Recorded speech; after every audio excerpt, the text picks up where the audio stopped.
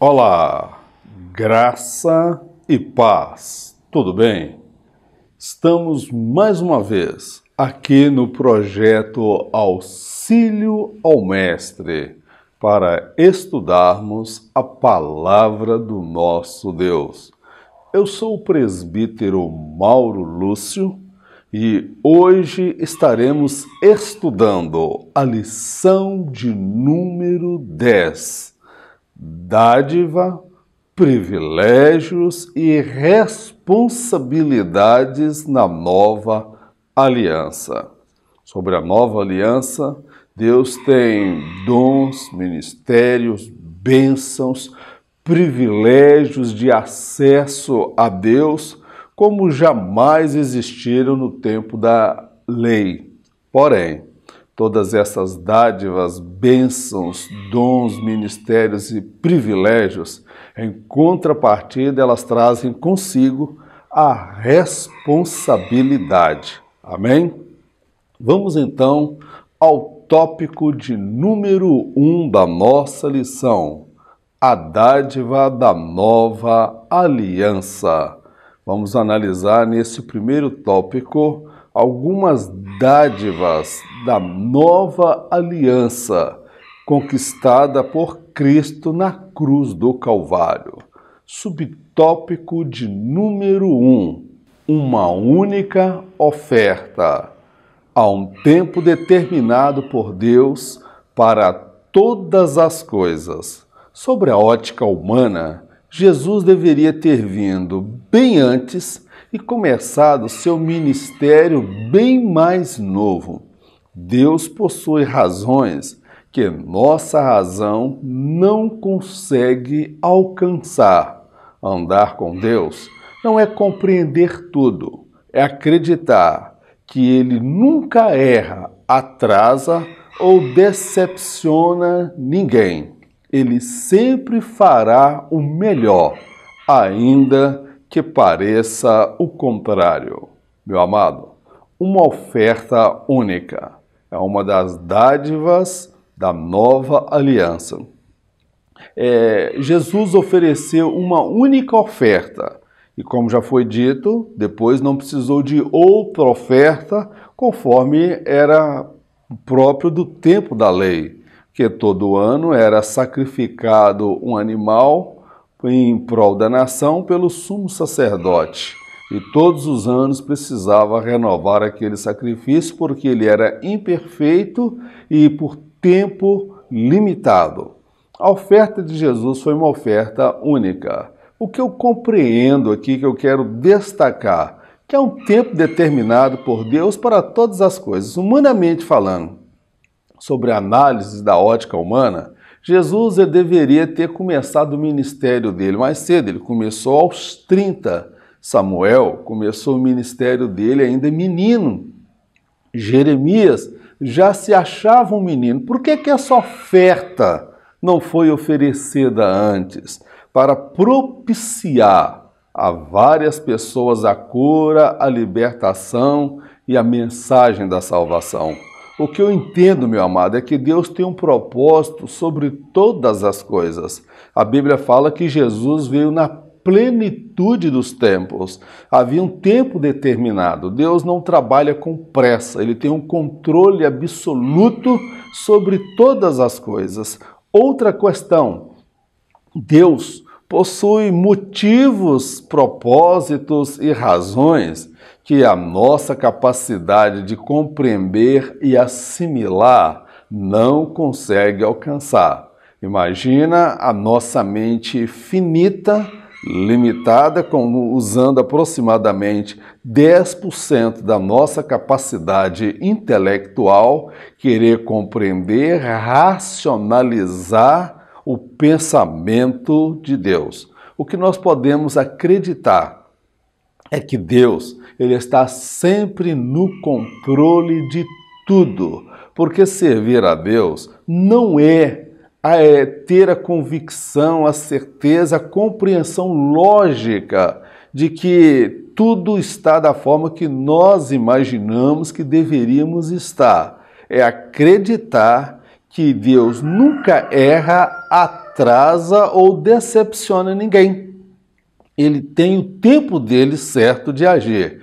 Ele sempre, meu irmão, fará o melhor, ainda que tudo me pareça o contrário, ou pareça o contrário para você. De repente você está achando que Deus está demorando, que Ele poderia pegar um outro caminho, agir de uma outra forma. E o que eu entendo com Deus é que nem sempre Ele escolherá o caminho mais rápido, o caminho mais prático, mas Ele escolherá o caminho ideal. Talvez não para você, não para mim, mas dentro da visão e da compreensão dEle. Amém, amados? Eu quero deixar aqui uma proposta: Deus versus decepção. É possível que Deus decepcione alguém? De forma alguma. As decepções relacionadas à fé, em parte, ocorrem em função da nossa limitação de pensar e ver como Deus vê. Compreendemos o aqui e o agora, sem levar em consideração o amanhã. Por vezes, nos passa desapercebido que a dor de hoje se tornará na alegria de amanhã. Meu querido, Deus decepciona alguém? De forma alguma. Deus não decepciona ninguém. Então, de onde vem a frustração, a decepção relacionada à fé? Talvez estou falando para pessoas que já enfrentaram ou estão enfrentando decepção na caminhada, decepção na fé. Deus não decepciona ninguém. O que pode acontecer, e sempre acontece, eu já vivenciei isso, é que o meu entendimento e a minha compreensão dos fatos, eu só consigo compreender o aqui e o agora. Eu não consigo compreender o amanhã. Marta e Maria acreditavam que Jesus iria comparecer, orar por Lázaro e ele ser curado. Mas elas não imaginavam o propósito maior que Jesus tinha para a vida delas. Então, por vezes, nós não conseguimos ter uma dimensão exata do que Deus tem para as nossas vidas. Nós devemos confiar, descansar e acreditar nele, que a dor de hoje, ela se transformará na alegria de amanhã. Amém, amado? Se você se sente frustrado, renove a sua fé, a sua força, siga adiante. Muitos que andaram com Deus em dado momento tiveram esse mesmo sentimento, mas o tempo mostrou que elas estavam equivocadas acerca do seu sentimento. Vamos prosseguir? Eu deixo um texto bíblico em Isaías, capítulo 55, versos 8 e 9. Porque os meus pensamentos não são os vossos pensamentos, nem os vossos caminhos, os meus caminhos, diz o Senhor. Porque assim como o céu são mais altos do que a terra, assim são os meus caminhos mais altos do que os vossos caminhos, e os meus pensamentos mais altos que os vossos pensamentos. Glórias a Deus. Palavra linda, meu amado.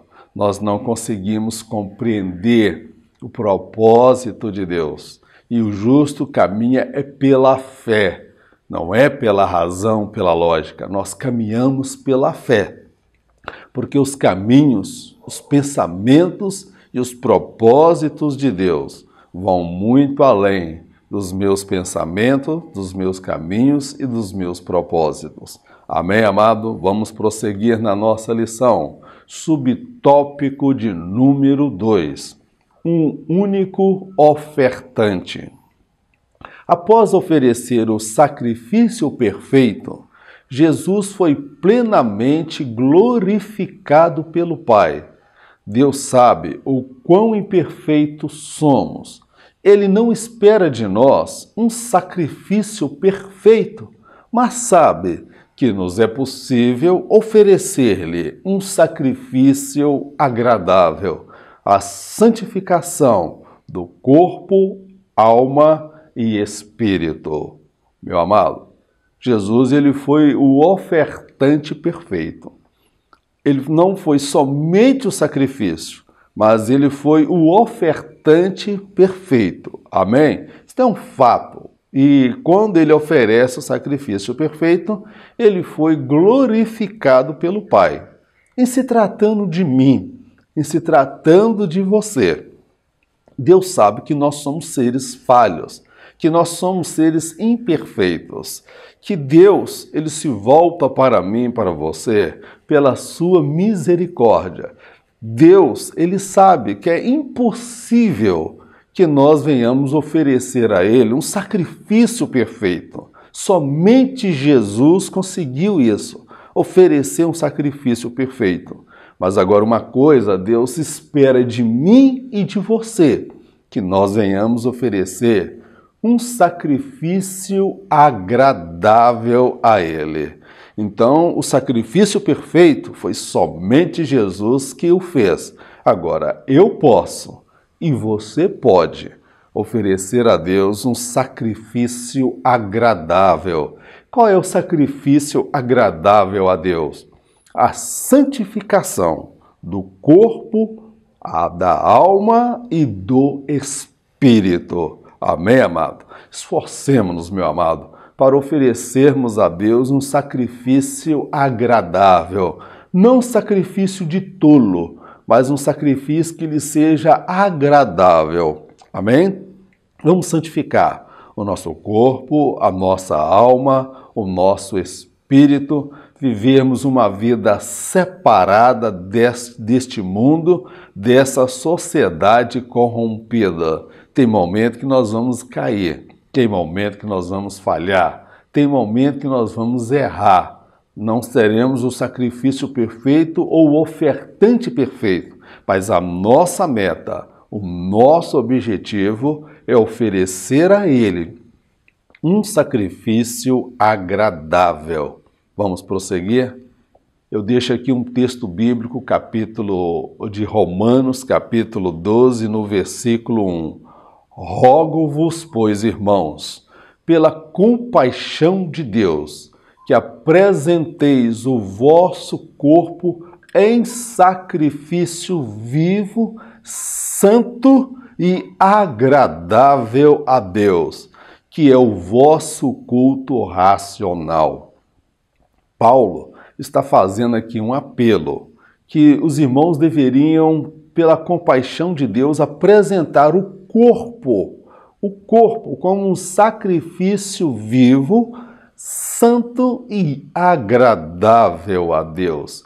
Como eu disse, é impossível que eu e você ofereçamos a Deus um sacrifício perfeito, mas é possível oferecer a Deus um sacrifício agradável, que é o nosso culto racional. O que é o culto racional? Não é aquele culto de emoção, não é aquele culto do pula-pula, oba-oba, e eu saio dali cheio do poder de Deus, e lá fora eu continuo vivendo na vida do pecado, na orgia, nos prazeres que Deus reprova. O culto racional é aquele que você decide cultuar a Deus com o seu corpo, com sua alma, com o seu espírito. O culto racional é aquele que não é feito somente no domingo à noite ou lá na igreja. É o culto que você presta a Deus no seu local de trabalho. É o culto que você presta a Deus na empresa onde você trabalha, na sua escola, na faculdade, na vizinhança. Este é o culto racional. O culto racional é quando você é convidado a sentar à mesa dos escarnecedores e não tem ninguém te observando, mas você decidiu oferecer a ele um culto racional. Você vai sacrificar o seu corpo, a sua vontade, a sua paixão, para ser um sacrifício agradável a Deus. Amém, amado? Deus está procurando adoradores que lhe ofereçam um sacrifício e um culto racional. Um sacrifício agradável e um culto racional, que envolve a sua razão, a sua vontade e o seu intelecto, porque você vai fazer uso dos seus atributos naturais, que é o seu livre-arbítrio. Eu quero ser santo, separado e consagrado ao meu Deus. Isto sim é um sacrifício vivo, santo e agradável a Deus. Vamos prosseguir. Subtópico de número 3. Uma única vez. O Cordeiro de Deus resolveu o problema do pecado de uma única vez. A caminhada cristã rumo ao céu exige o exercício diário do arrependimento e do perdão ao próximo. O cristão maduro não tem dificuldades em pedir perdão e perdoar quantas vezes se fizer necessário.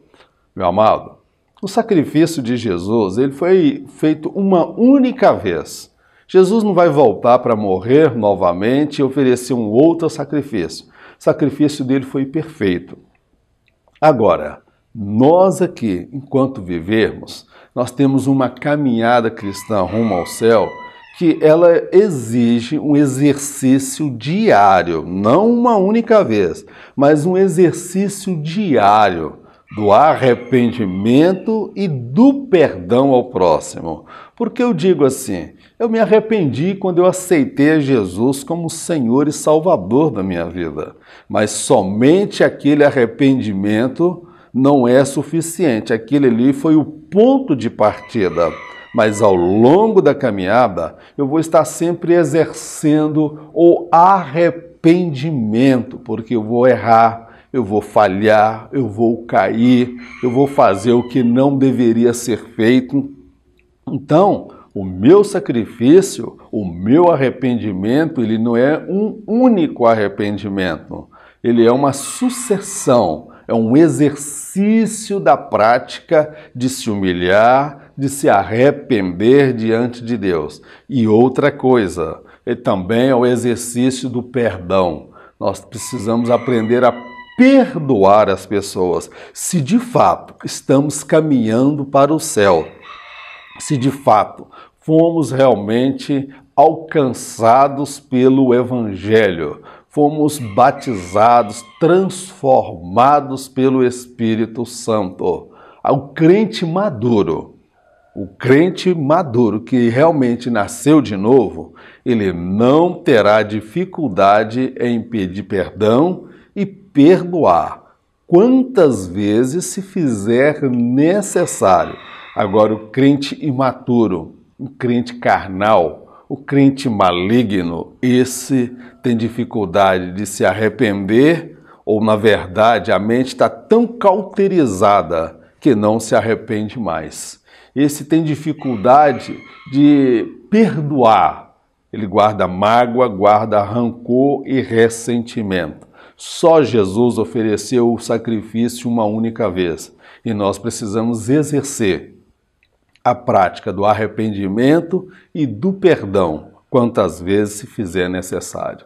Encerramos aqui o tópico de número 1 e já vamos entrando no tópico de número 2 da nossa lição. Os privilégios da nova aliança. Nesse tópico, nós apontaremos aqui alguns privilégios decorrentes da nova aliança, do sacrifício de Jesus na cruz do Calvário. Vamos lá? Subtópico de número 1, regeneração. A nova aliança não põe remendo novo em roupa velha. Ela introduz no homem vestes de salvação e lança fora os trapos imundos, manchados pelo pecado. Daí em diante, este novo homem precisará manter as vestes sempre limpas com o alvejante do céu, o sangue de Jesus. Observa, na nova aliança, não adianta fazer remendo novo em roupa velha. A nova aliança, ela não estabelece um quebra-galho, uma meia sola, um jeitinho brasileiro. Não existe ser meio crente, meio santo, meio fiel. Deus, ele começa da estaca zero. Primeiro, esse pecador, ele tem que nascer de novo. Deus pega aquelas vestes imundas, manchadas pelo pecado, e coloca neste pecador arrependido, que agora é uma nova criatura. Esse é o processo da regeneração. Ele faz dele agora uma nova criatura e coloca nele a veste da salvação. Uma veste limpa, uma veste perfeita, uma veste purificada no sangue de Jesus. Se Adão se escondeu atrás da figueira, colocando folhas de figo, Jesus, ele dá para o salvo, aquele que nasceu de novo, uma veste de salvação. Agora, eu quero que você compreenda que esta veste, ela pode se sujar no decorrer da caminhada. Daí em diante, meu amado, esse novo homem, ele precisa manter estas vestes sempre limpas, porque ele erra, ele falha, ele peca. Paulo dizia, o bem que eu quero fazer eu não faço, mas o mal que eu não quero, esse eu acabo fazendo. Eu tenho as vestes da minha salvação, quando eu aceitei a Jesus, e você tem a veste da salvação. Agora, essa veste, ela está passível de sujar e suja. Qual roupa que a gente compra que não suja? Tem que lavar, tem que passar na água, tem que passar aí um alvejante.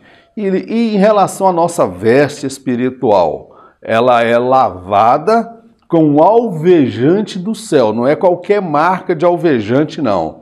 Que alvejante? Nós lavamos com o sangue de Jesus, porque o sangue de Jesus Cristo nos purifica de todo o pecado. Então, a regeneração é fazer um novo homem e arrancar-lhe as antigas vestes sujas e imundas, manchadas pelo pecado, e colocar nele uma nova veste, a veste da salvação, que pode ser contaminada, suja, porque isto é previsto. Aí vem Deus dizendo, olha, se você sujar, passa pelo sangue de Jesus e purifique as tuas vestes. Amém, amado? Vamos prosseguir na nossa lição. Eu deixo Isaías capítulo 61, versículo 10. Regozijar-me-ei muito no Senhor. A minha alma se alegrará no meu Deus, porque me vestiu de vestes de salvação, me cobriu com um manto de justiça, como um noivo que se adorna com atavios e como noiva que se enfeita com as suas joias. Olha Isaías falando da obra da salvação de Jesus, que me vestiu de vestes de salvação.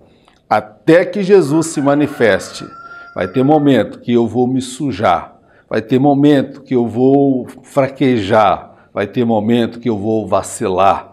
Mas quando isso acontecer, o irmão João, ele dá o seguinte conselho: filhinhos, não pequeis, mas se todavia vocês pecarem, o sangue de Jesus Cristo vos purifica de todo pecado. É parafraseando João. Meus filhos, vocês não sujem as vossas vestes da salvação. Mas se todavia vocês acabar sujando as vestes da salvação e todo mundo vai ver essa sujeira, faz o seguinte, passa na lavanderia de Deus, porque lá tem um alvejante maravilhoso, que é o sangue de Jesus Cristo que purifica de todo pecado. E essas vestes, ela não é limpa com dízimo, com oferta, com trabalho, com serviço. Essa veste só pode ser limpa com o sangue de Jesus Cristo, que é o alvejante do céu. Vamos prosseguir na nossa lição? Subtópico de número 2, adoração. Na nova aliança, todos os nascidos de novo têm direito a se aproximar de Deus de forma pessoal, de coração puro e quebrantado. Em ambas as alianças, é exigido por parte do adorador um viver condizente com a adoração apresentada.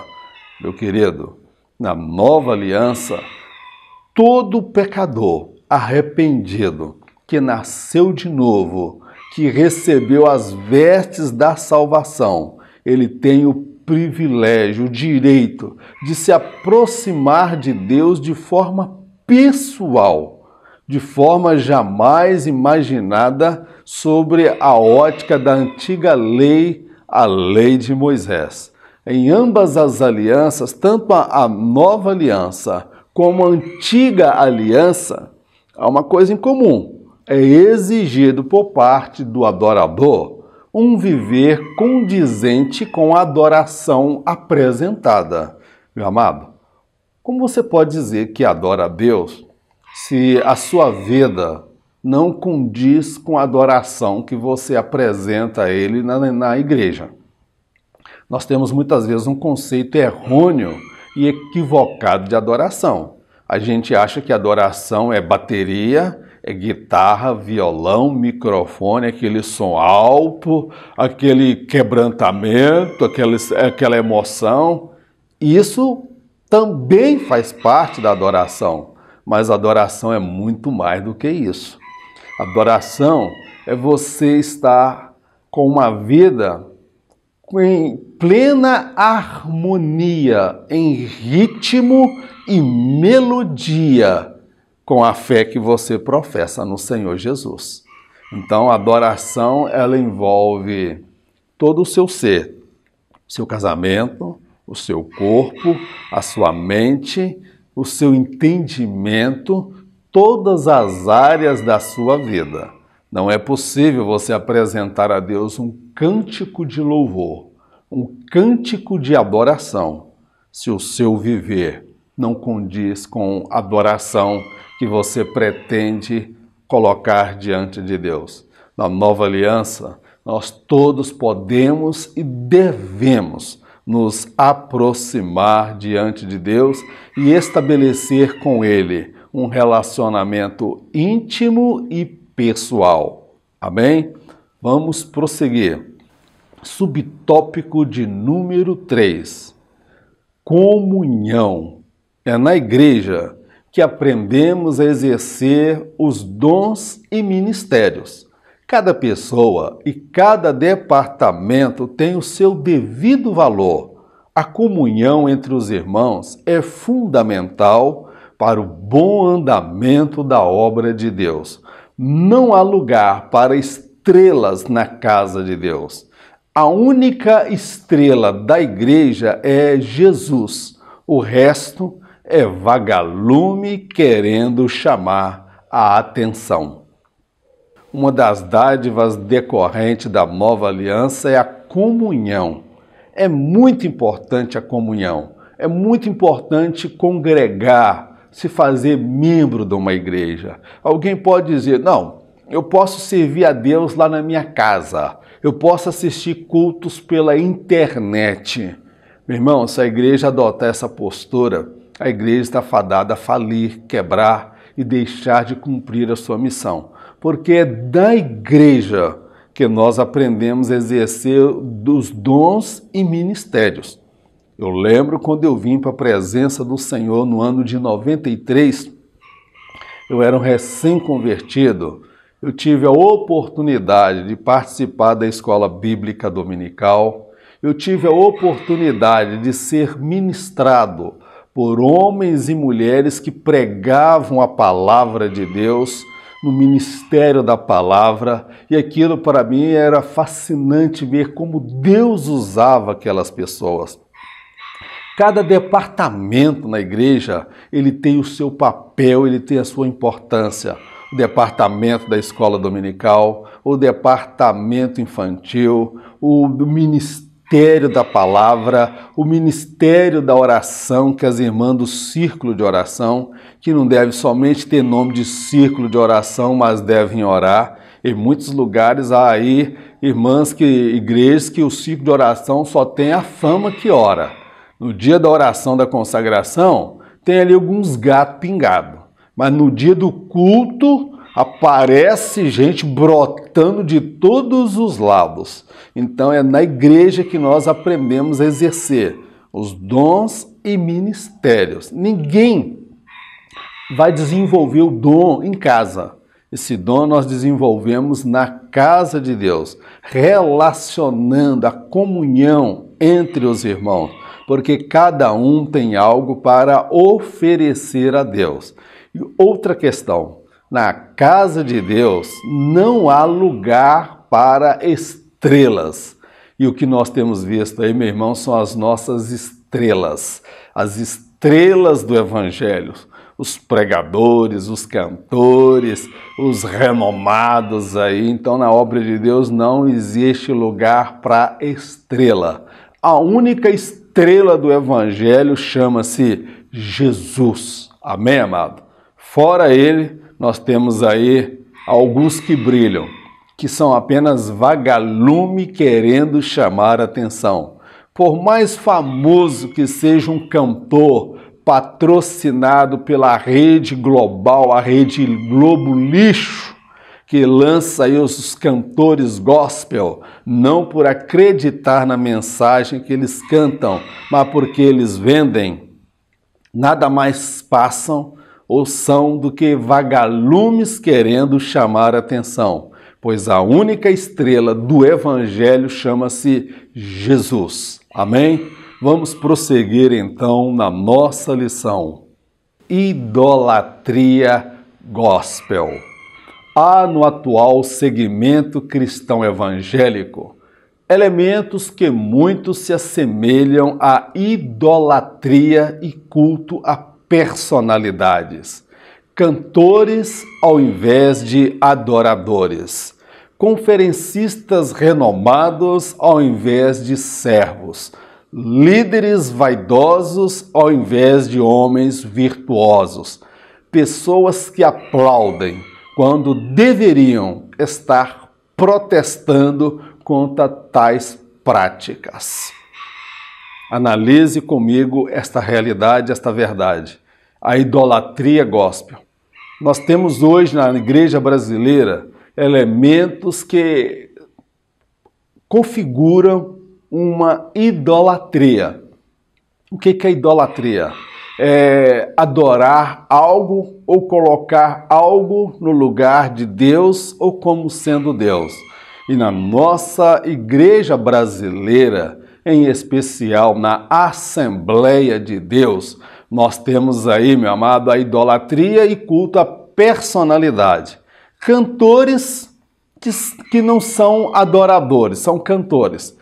Principalmente, há aí raras exceções, mas há muitas pessoas que cantam, não mais por causa de adorar o Criador, mas por causa do cachê. Uma irmã me mandou uma mensagem no WhatsApp que uma cantora de renome cobrou uma quantia de R$4.000 para cantar na igreja dela, 4.000 por noite. Se ela cantar os 3 dias da festividade, ela vai levar R$12.000, o hotel, despesa de transporte de avião, mais a alimentação e mais a equipe que vem com ela. No final, a fatura não sai por menos de R$20.000. Conferencistas renomados, conferencistas internacional, se passar por Camboriú, se passar por Gideões, então, meu amado, cara virou agora um popstar da fé cristã. Ele está brilhando mais do que Jesus, mas na verdade não sabe ele que é um vagalume tentando chamar a atenção. Outra, líderes vaidosos, ao invés de homens virtuosos. Meu amado, em que momento foi que perdemos esta visão? Muitos líderes, eles são vaidosos, soberbos, arrogantes, presunçosos, fazem de tudo para perpetuar o seu poder, o seu império, e nós temos uma crise muito grande dentro da Assembleia de Deus nessa transição de geração. Aqueles que vieram antes, a segunda geração da Assembleia de Deus, que a primeira geração foi a geração Daniel Berg e Gunnar Wiener. A segunda geração são os atuais pastores, aí intitulado como pastores presidentes de ministério. E se apresenta agora a terceira geração para dar continuidade ao trabalho. Meu irmão, com todo respeito ao trabalho, ao legado realizado por homens aí dedicados. Mas Saul começou muito bem o seu ministério, a sua vocação. Mas ele terminou mal porque ele não soube o momento de sair, o momento de dar o lugar para Davi. Ele tentou fazer de tudo, matar, perseguir, atrapalhar, impedir a chegada de Davi. Mas com tudo que ele fez, Deus colocou Davi aonde Davi haveria de chegar. Eu quero dizer que há muitos homens que já perderam a unção de Deus, já foram alguma coisa na mão de Deus, mas de tanta mentira, de tanto engano, de tanta bajulação, de ser idolatrado, reverenciado, em vez de se tornarem homens virtuosos que já foram no passado, hoje são apenas uma lembrança do que foram. São políticos que fazem de tudo para permanecer no poder. E não são poucos que nesse período de transição, com mais de 80 anos, 90 anos de idade, que já foram vencidos pelo tempo, persistem em permanecer no cargo. E quando pensam em sair, querem fazê-lo transferindo a liderança para um filho, para um parente, para um membro da sua família, como se a obra de Deus ela fosse um império, uma dinastia ou uma monarquia que pode ser transferida de pai para filho. E o que mais me chama a atenção, a parte mais vergonhosa, a parte mais podre dessa idolatria, não são esses cantores que não são adoradores, não são esses conferencistas que não são servos, não são esses líderes vaidosos que não são virtuosos, são aqueles que aplaudem, são aqueles que reverenciam, são aqueles que se curvam diante desse espetáculo medíocre, dessa idolatria gospel. E nós deveríamos estar repudiando, protestando as nossas festividades, muitas delas, meu irmão, dadas as suas devidas exceções, ela é recheada de culto à personalidade, culto e idolatria a homens. Quando tem aí um cantor, um pregador famoso, todos querem fazer uma selfie, todos querem fazer uma foto, um vídeo, um autógrafo. Meu irmão, que coisa é essa? Que idolatria gospel é essa que está no nosso meio? E aonde estão os homens de Deus para pregar contra, para fazer uma festividade, para atrair multidão? Tem que trazer um conferencista, um pregador famoso, irmão. O que nós precisamos é batismo com o Espírito Santo. O que nós precisamos é palavra que leva o crente a querer ser mais santo, santificar. Eu sei que há homens aí usados por Deus com poder, com graça e unção, mas também há muitos aí que são mercenários, oportunistas, que são homens vaidosos, presunçosos. E como eu já falei, torno a reiterar, A única estrela do cristianismo chama-se Jesus. Amém, amado? Vamos prosseguir então na nossa lição. As responsabilidades da nova aliança. Nesse tópico, nós queremos ressaltar as responsabilidades inseridas dentro da nova aliança. Falamos das bênçãos decorrentes da nova aliança e nesse tópico falaremos sobre as responsabilidades. Vamos lá? Subtópico de número 1, vigilância. Jesus deixou claro que a vigilância precede a oração e não o contrário. As situações que nos sucedem em virtude da falta de vigilância. Jesus também deixou claro, na parábola das virgens, que é possível alguém receber a promessa da salvação e, por falta de envolvimento com o Espírito Santo, ficar do lado de fora. É preciso vigiar. Jesus ele proferiu parábolas, mas ele disse em dado momento: vigiai e orai. Então, o que Jesus ele estabelece um padrão. Ele quer dizer que a vigilância ela deve vir primeiro que a oração.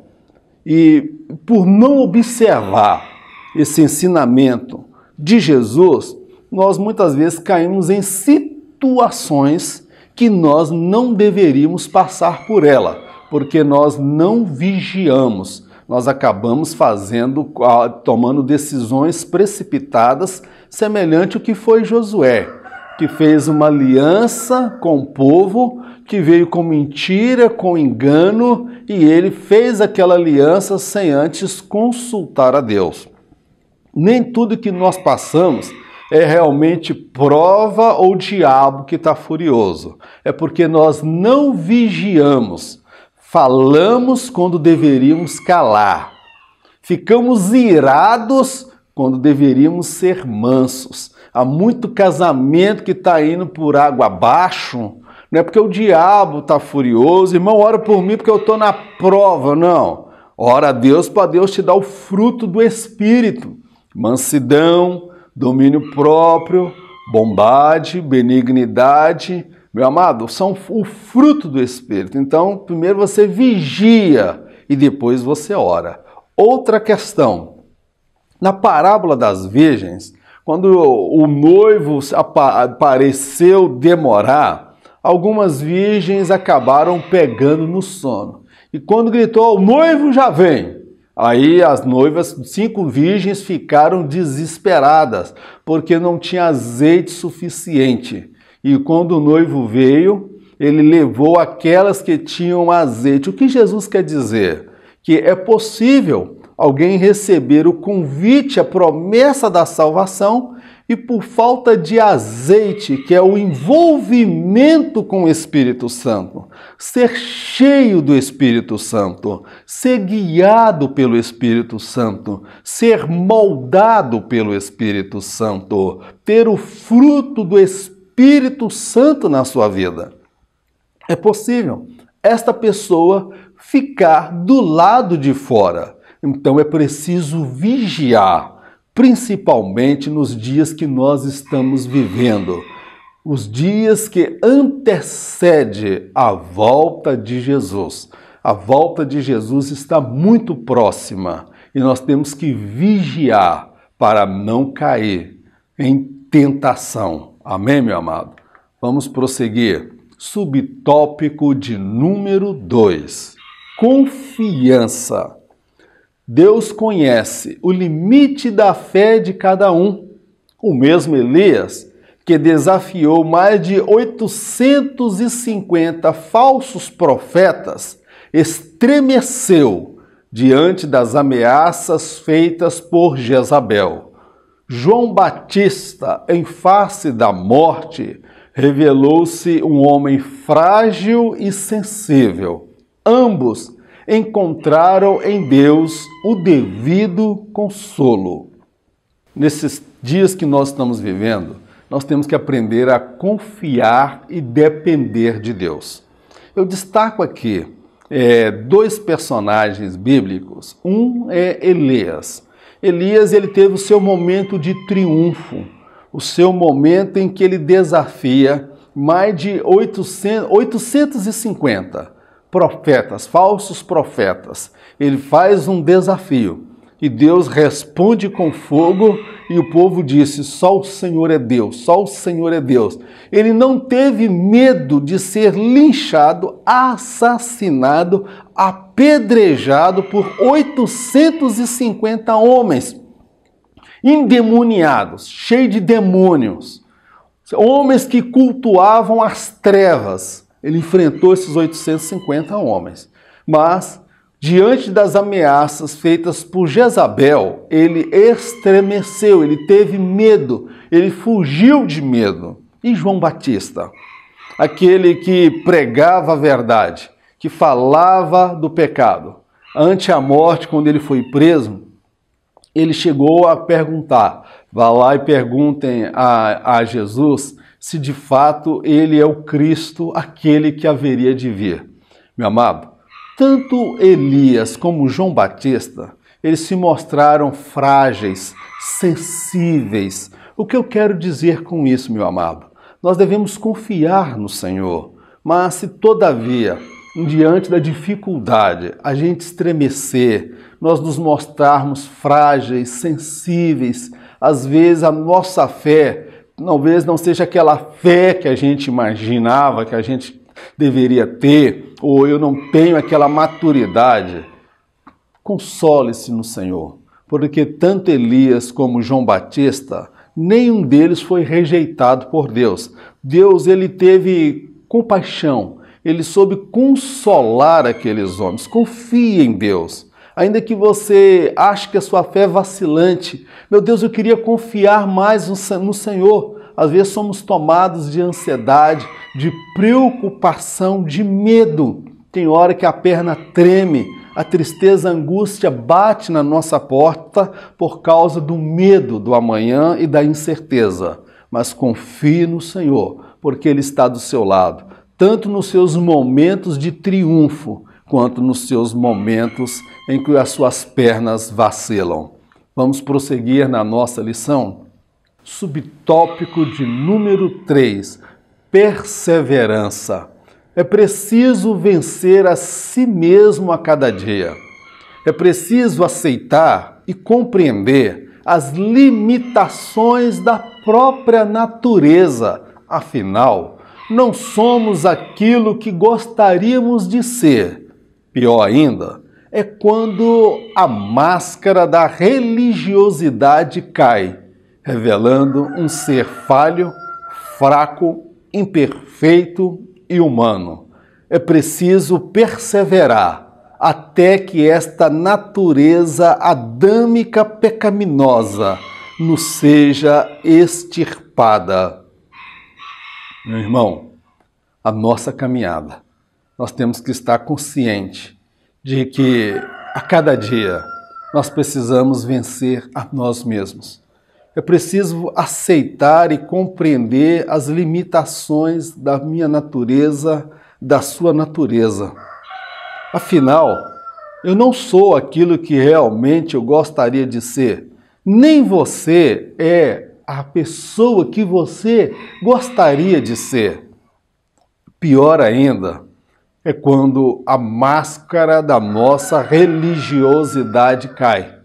Quando muitas vezes nós achamos que somos fortes, quando nós achamos que somos inabaláveis, quando nós estamos trabalhando, produzindo, quando nós estamos fazendo coisas, sinais, proezas, maravilhas, quando nós estamos fazendo acontecer.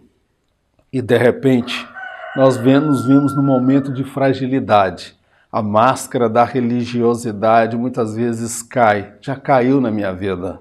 E o que eu vi foi um ser falho, fraco, imperfeito e humano. E o que fazer quando você se depara com esta pessoa? Quando você se descobre um ser falho, imperfeito, cheio de fraquezas, cheio de tendências, você vai desistir da sua caminhada? eu vou sair, eu desisto, eu não sirvo para servir a Deus. Meu irmão, ninguém serve para servir a Deus. Deus nos chamou pela sua misericórdia. É preciso, meu amado, perseverar. É preciso lutar. É semelhante como se você estivesse carregando um outro ser dentro de você. Nós estamos carregando um outro ser. Todos nós carregamos um peso morto. Eu sou um peso morto a ser carregado. Eu sou um peso morto, pesado. Muitas vezes eu não me suporto. Muitas vezes eu não me tolero. Eu queria ser outra pessoa. Eu queria ser diferente. Mas eu preciso aceitar quem eu sou, falho, imperfeito. Eu sou vaso na mão de Deus. E o vaso, ele não tem beleza. O vaso é feito de barro. O vaso não é feito de ouro, de prata, de bronze, de titânio, de materiais nobres. O vaso é feito de barro. Não há beleza nenhuma nele. Mas o que é belo no vaso é o que está dentro dele. É o Espírito Santo de Deus. E é o Espírito Santo que me leva a perseverar. É o Espírito Santo que me leva a vencer os meus limites, a vencer as minhas frustrações, as minhas decepções, até que essa natureza adâmica que habita em mim, que habita em você, ela possa ser arrancada, extirpada, quando Jesus voltar para buscar a sua igreja. Nós receberemos um corpo glorificado. Meu irmão, persevere em servir a Deus. Ainda que você chore, ainda que você esteja decepcionado com você mesmo, você gostaria de ser diferente, você gostaria de agir diferente, mas você encontra em você um peso morto, alguém que tem prazer no pecado, um outro ser que não tem prazer na lei de Deus, mas nós lutamos, nós nos esforçamos, porque o velho homem, ele está aí, e Deus, ele não lança fora um soldado ferido, um soldado que em dado momento foi atingido. Ele se compadece, se volta para mim e para você, mas é preciso levantar a sua mão e falar: ó Deus, tenha misericórdia da minha vida, que sou falho, sou pecador. Eu gostaria de ser diferente, não sou aquilo que eu realmente gostaria de ser. Tenho vergonha dos meus atos, dos meus pensamentos, das minhas práticas, das minhas fraquezas, das minhas tendências. Eu quero ser diferente. Meu Deus, nos dê força para sermos santos, separados para o Senhor. Mas se em dado momento se olhar para mim e olhar para o meu irmão, para a minha irmã, e ver um João Batista, um profeta Elias, que fugiu, que correu, que teve dúvidas, que vacilou, meu Deus, eles encontraram consolo e amparo em Ti. Consola-nos, fortalece-nos, sustenta-nos, não nos deixe desistir da caminhada rumo ao céu. Nós não queremos viver no pecado, nós não queremos ceder à tentação, mas às vezes, ó Pai, nós somos vencidos pela carne, somos vencidos pelo mundo, somos vencidos pelo maligno, mas o sangue de Jesus Cristo, seu Filho, nos purifica de todo pecado. Purifica o teu servo, purifica a tua serva e dê um novo recomeço. Perseveramos, não porque somos perfeitos, não porque somos agradáveis aos teus olhos, porque a misericórdia do Senhor é maior do que a nossa fraqueza. Pai, nós te oramos agradecidos no nome de Jesus. Amém. Que o grande amor de Deus, a graça do nosso Senhor e Salvador Jesus Cristo, as doces consolações do Espírito Santo de Deus, seja com todo o povo de Deus, não somente hoje, mas para todos sempre, em nome de Jesus. Amém. Meu amado, ao término desse trabalho, eu gostaria de pedir que você trabalhasse junto comigo. Primeiro, faça a sua inscrição no nosso canal. Alguns irmãos me mandam mensagem no WhatsApp perguntando se eu já coloquei o vídeo. Quando você fizer a inscrição, o YouTube vai te notificar avisando que o vídeo já está lá. Outra coisa que eu gostaria de pedir, além das suas orações, que tem nos ajudado muito para realizar esse trabalho, eu gostaria que você compartilhasse esse vídeo. Se você entende e compreende que esse trabalho é de Deus e que muitas outras pessoas precisam ter acesso a esse material, a esse estudo, sem querer desmerecer nenhum outro professor que esteja realizando também esse trabalho pelas redes sociais. Eu te peço, compartilhe esse material. Unidos podemos fazer muito na obra de Deus. Que Deus te abençoe poderosamente. E permitindo Ele, semana que vem estaremos de volta. Isto se não houver o arrebatamento. Se houver o arrebatamento, não espere por mim. Eu não estarei aqui para ministrar a próxima lição. E glórias a Deus. Eu tenho a convicção que você também não estará aqui para assistir a próxima lição. Uma coisa eu tenho certeza, meu irmão, minha irmã, eu vou encontrar com você por sobre as nuvens no ato do arrebatamento. E glórias a Deus que naquele momento a natureza adâmica, pecaminosa, ela será extirpada. E nós estaremos juntos, subindo, encontrando com o Senhor.